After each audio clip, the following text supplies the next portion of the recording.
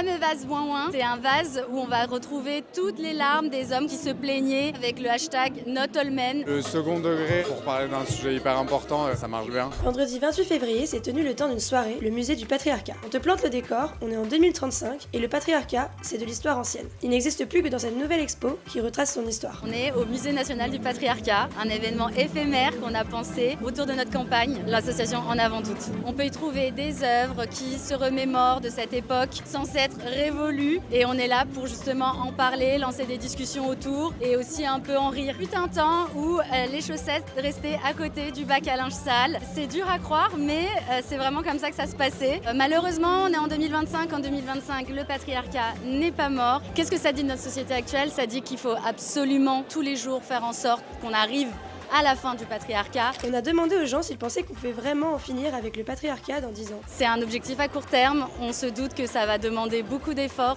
mais on y croit. En vrai, je pense que 2035, c'est peut-être un peu optimiste. On rêve en fait que tout ça, ce soit plus qu'un très mauvais souvenir et qu'on se dise que dans 10 ans, tout ça, ça n'existera plus. On est super contente de voir qu'on arrive à garder de l'optimisme sur le fait qu'en 2035, ça, ce sera du passé.